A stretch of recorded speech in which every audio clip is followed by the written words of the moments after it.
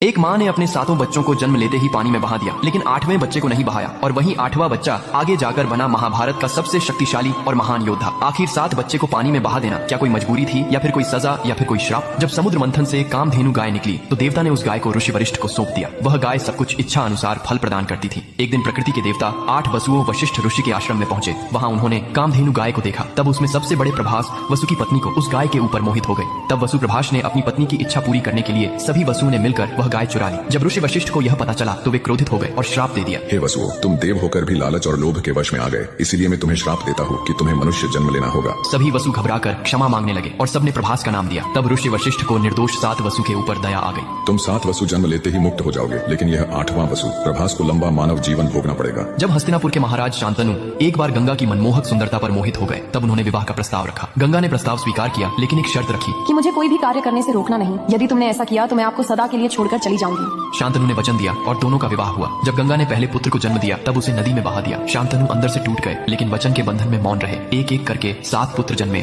और गंगा ने सभी को नदी में प्रवाहित कर दिया। लोग शांतनु को कहते थे यह कैसी निर्दयी माँ है, लेकिन असल में गंगा उन 7 वसुओं को श्राप से मुक्त कर रही थी। जब 8वां पुत्र प्रभास वसु जन्मा तब गंगा फिर उसे नदी की ओर ले चली, लेकिन इस बार शांतनु सह न सके। उन्होंने बहा देने से पहले रोक लिया। अब बस 7 बच्चों को खो चुका हूँ, इसे मैं नहीं मरने दूंगा। ये पुत्र मेरा वारिस बनेगा। तब गंगा बोली, हे राजन, आपने मेरी शर्त तोड़ दी। अब मैं आपको छोड़कर सदा के लिए जा रही हूँ। गंगा अपने पुत्र देवव्रत को लेकर स्वर्गलोक चली गई। वहाँ उन्होंने उसे वेद, शास्त्र, धनुर्वेद और युद्ध कला की शिक्षा दी। जब देवव्रत युवा हुए, गंगा ने उन्हें उनके पिता शांतनु को सौंप दिया। आगे चलकर देवव्रत ने अपने पिता की खुशी के लिए आजीवन ब्रह्मचर्य का व्रत लिया। यही व्रत ने उन्हें नाम दिया गंगा पुत्र भीष्म पितामह। तो